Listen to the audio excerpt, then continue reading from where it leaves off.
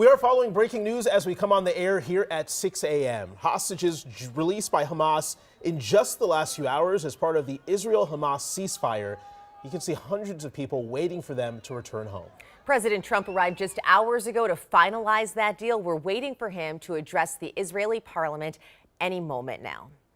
Thank you for joining us. I'm Jason Hackett alongside Lauren Lemanchek. And Michelle Beck's at the live desk tracking the very latest from Tel Aviv this morning. We will get to her in just a minute. And when President Trump starts speaking, we'll bring that to you live. But first, John Ziegler has your Monday forecast. Hey, good morning, everyone. Temperatures dropped here this morning. I'm sure you felt the breeze or that gust come in last night. That was the cold front, and that ended the little rain that we had as well. Most of us less than 1/10 of an inch. Temperatures crashing behind this, 25 degrees cooler in Marshall, and it's actually warming from yesterday in La Crosse. And that's not going to last very long because the winds are now pushing straight out of the northwest. Now, the winds when that gust came in was over 30 miles an hour last night. We've tapered this off here this morning. We're at 10 to 15. But again, we're in the 40s with that wind. You want a coat on. 37 in Wilmer, 39. Pretty crisp start just in the West Metro, 47 here in the Twin Cities.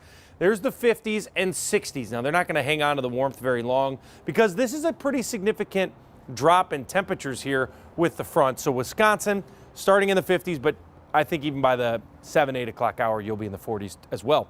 Otherwise, afternoon looks great. Wind at around 8 to 10 miles per hour. Highs very seasonal, 59 or 60 degrees. Cece, how's it looking out there?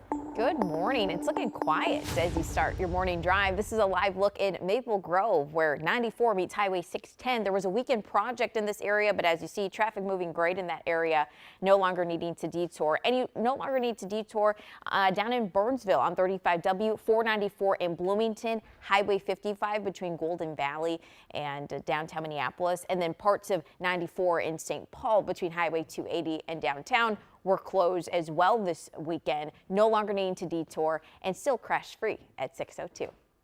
Cece, thank you. Let's get back to that breaking news right now. A huge step to end the Israel-Hamas war is underway as the remaining living hostages held by Hamas are released in Gaza. Michelle Beck is at the live desk with the latest information for us. Michelle. Guys, we are about an hour into the remarks by leaders of the Israeli parliament. Right now, the opposition leader is speaking, and pretty soon President Trump is expected to say these very words: Israel has won all it can by force of arms. Now, simultaneously, we know that all 20 of the last living hostages once held by Hamas are now back in Israel. In fact, footage from hospitals show the hostages arriving. Hospitals saying they have hostages now in their care. The Sheba Medical Center writing in the last 38 minutes, home.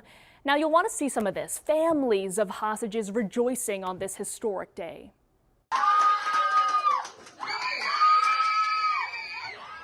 And these are the Red Cross vehicles that brought some of the Israeli hostages back after 2 years in captivity. Many more in Tel Aviv's Hostage Square, emotional on this momentous occasion.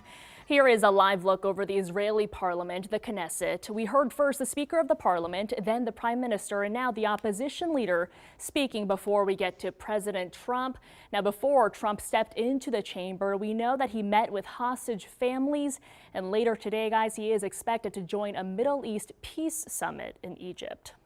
Of course, we also have new updates about the other side of this exchange.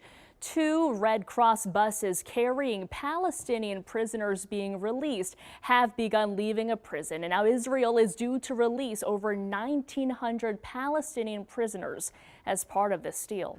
Jason. All right, Michelle, thank you very much. Very busy morning there. And of course, we're going to take the president as soon as he steps up to the podium. This morning, we are entering day 13 of the government shutdown and still no progress from the Capitol. The U.S. Senate is not expected to return to D.C. until tomorrow afternoon. And in the meantime, the impacts of the shutdown are growing. Audrey Russo is at MSP once again with how things are faring. Audrey? Yeah, things look pretty good at MSP right now, but taking a peek at FlightAware, there are 11 delays and 1 cancellation. You can see one of those delays up there right now. None other registering on the board right now, so what that tells us is that this is something to watch for maybe later on in the afternoon. And this is a big deal because MEA weekend starts on Thursday, so MSP anticipates the busy rush is going to begin here on Wednesday. Now, if the shutdown isn't over by then, air traffic controllers will have entered their third week of not getting a paycheck. Retired controllers say this shutdown differs from the one in 2019, which lasted 35 days, and that's because of the working conditions they've had to deal with since COVID-19. Over the last 5 years since the pandemic, the staffing has gotten so bad that controllers have been working 6 days a week for years. You have to be in the right mindset to be able to focus on your duties as an air traffic controller. And if you're not there, if you don't feel like you're on your A game when you show up for work, you shouldn't be at work.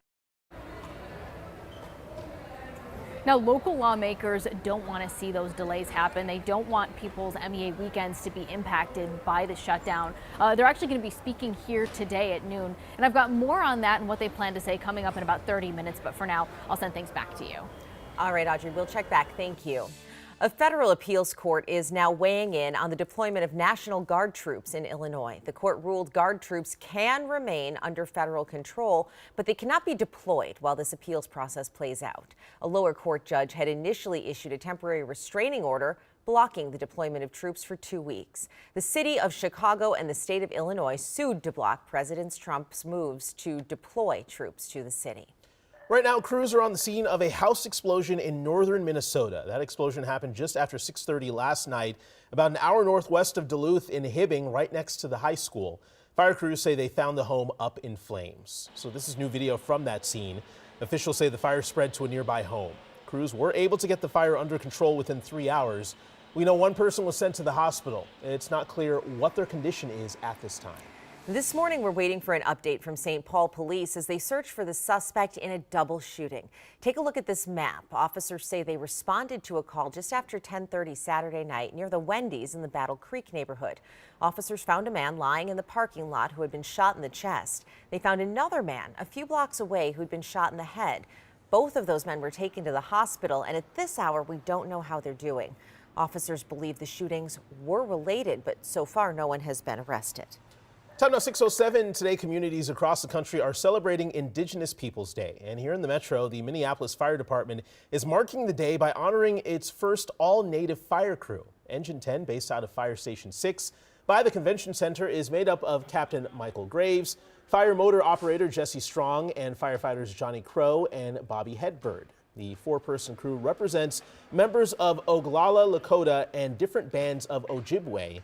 They say they jumped at the chance to serve together on an all-Indigenous crew and hope to give back to the city and community they call home. But for me, I'm thinking of the future and the next generation. And to me, it's a day to show a lot of pride and progress that we've made. And I think being part of Engine 10, an all-Indigenous crew, shows that progress here in the city. I've been to other cities and they're not other crews like us, and there's not other Native men like myself in those positions, same position. So to be part of this is a really big deal, especially for our community here. Now, Crow says he hopes people understand no matter what your background is, there are opportunities to succeed and give back.